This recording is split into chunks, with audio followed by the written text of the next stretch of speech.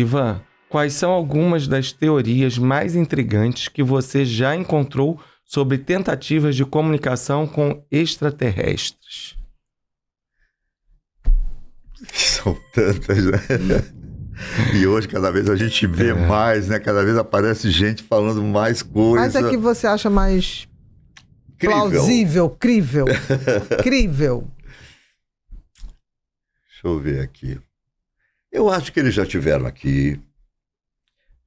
Já fizeram coisas. Que esse planeta tem muita história que a gente não conhece. O que a gente conhece é uma historinha muito curta, muito pequenininha. O planeta tem história até não poder mais, né? E para onde foi todo mundo? É só a gente pegar aqui. Cadê? Aonde foram os egípcios?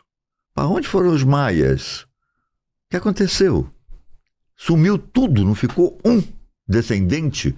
Ninguém. É o que você está falando.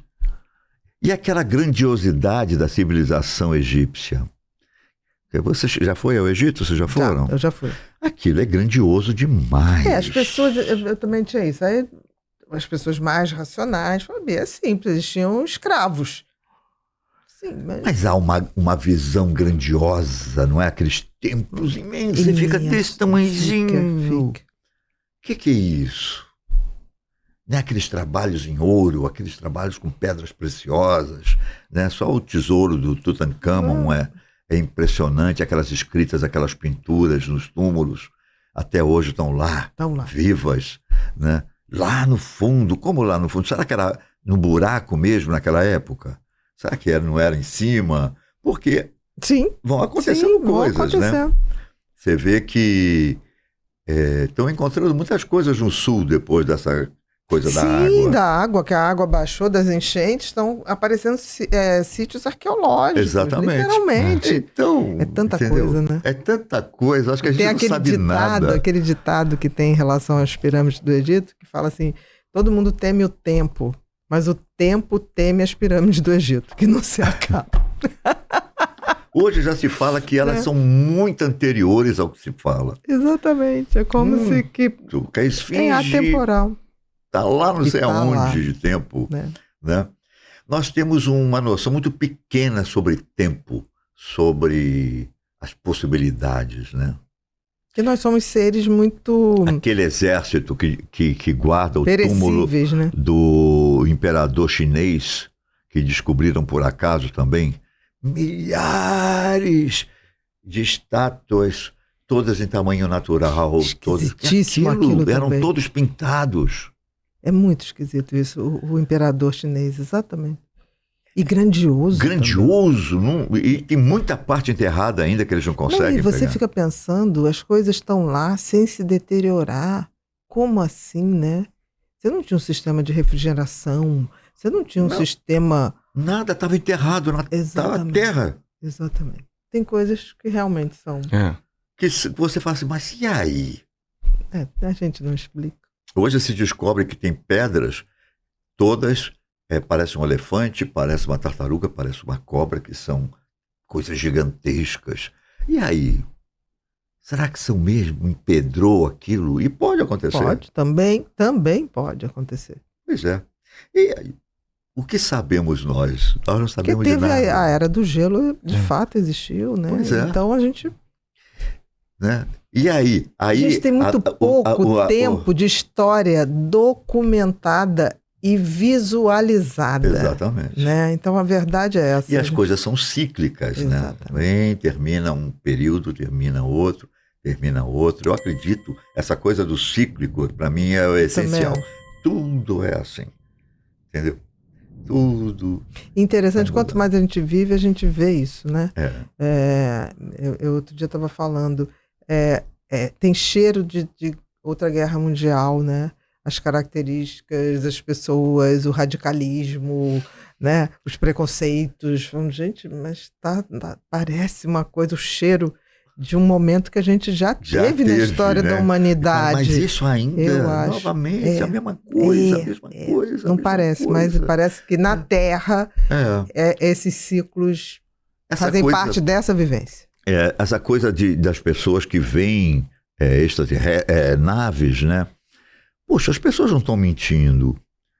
São pessoas simples, pessoas sérias, tem de tudo que vê, né? É que a gente não tem como detectar isso, até porque eu acho que quem vê um extraterrestre, eu nunca vi, não conheço ninguém que tenha visto, mas você não sai filmando, ainda mais hoje em dia o quê? A pessoa ainda está com o celular, pode tentar, mas ninguém fica, você diante daquilo, e tem uma emoção, você vai perder a tua emoção e vai ficar... Exatamente. Entendeu? Vai ficar tudo assim. Porque de todo mundo treme. E pode ser que seja numa vibração também que não é possível ser filmado. Você sabe que eu tenho uma historinha, né? Mas que não sei o que é aquilo. É algo não explicável. A minha irmã, quando teve o primeiro filho dela, a minha irmã tem escoliose, e eu estava muito preocupado, porque tinha que tomar a anestesia de uma forma diferente. Sim, para não pegar a coluna. Isso mesmo. Bom, e eu estava fazendo hair. Aí ela mora em Campinas, em São Paulo. Eu saí do espetáculo, peguei meu carro e lá fui eu para Campinas. Então cheguei lá 2h da manhã, por aí. E meu cunhado assistiu o parto, estava desmaiado. Eu balançava ele, queria saber da minha irmã, estava morto lá. A moça... secretária abriu a porta para mim, foi pro quarto dela que ficava do lado de fora, se trancou lá e eu fiquei sozinho em casa sem saber de nada.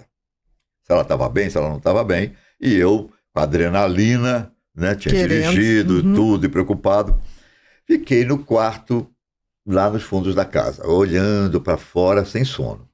Aí eu olho assim e vejo uma luz de um poste, o que para mim parecia enorme. Falei, gente, mas eu nunca vi uma luz. Uma iluminação dessa. Desse tamanho, não. Que coisa grande aquela.